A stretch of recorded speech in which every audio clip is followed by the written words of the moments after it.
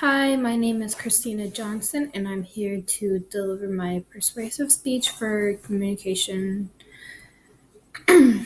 So, today, millions of Americans do work in jobs that pay too little and offer too little benefits or no benefits at all. They work these jobs year after year, caring for children and family members, trying to save for college while paying bills, etc. In the United States, the federal minimum wage is currently $7.25 an hour. The wage was established in 2009 by the Fair Labor Standards Act. According to the new Oxfam Interactive map, the federal wage of $7.25 an hour is locking millions, specifically people of color,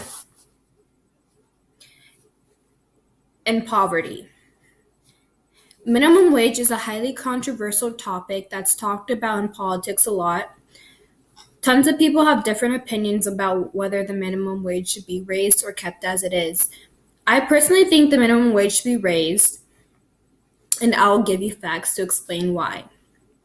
I can't imagine living off $7.25 an hour because that means you continuously have to work overtime and work in hard jobs that don't pay enough.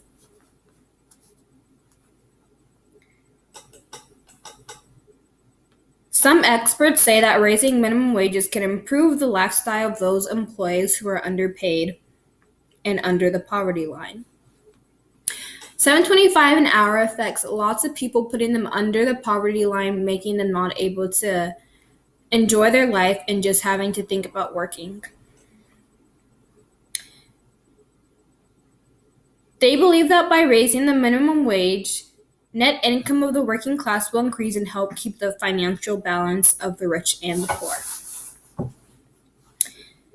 First, in the speech, I will demonstrate how the current federal rate of $7.25 is insufficient. Second, I will explain how research supports raising the minimum wage is beneficial. And next, I'll talk about how raising the federal minimum wage will ultimately help the people who make less have a better life. First, $7.25 is not enough money. According to the living wage calculator, the minimum wage does not provide a living wage for most American families. A typical family of four, which is 2 working adults and 2 children, needs to work nearly 2 full-time minimum wage jobs, which is a 77-hour week job per working adult. So that means that both adults need to work at least 77 hours a week. A single parent with 2 children needs to work the equivalent of 3 1/2 full-time jobs, which is 139 hours per week. And that is more hours than there are in 5 days to earn the living wage on a minimum wage income. So that means in order for these people to have food, housing, childcare, basic necessities, they have to overwork and work long hours. So that means they won't spend time with their family and etc.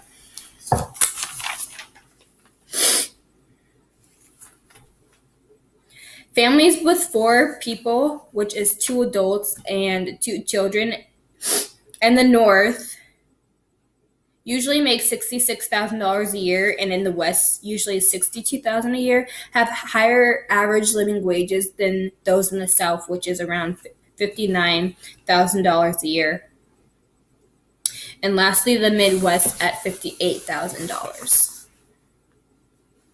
According to the Huffington Post, an hourly wage of $7.25 works out to $290 a week and $15,000 a year before taxes. So $15,000 a year is basically nothing. All that money is going towards your bills, your housing, food, and things like that. So you don't really get to enjoy that money. You're constantly putting it away to pay for your bills. Many who earn $7.25 an hour work long days, working multiple jobs to get by.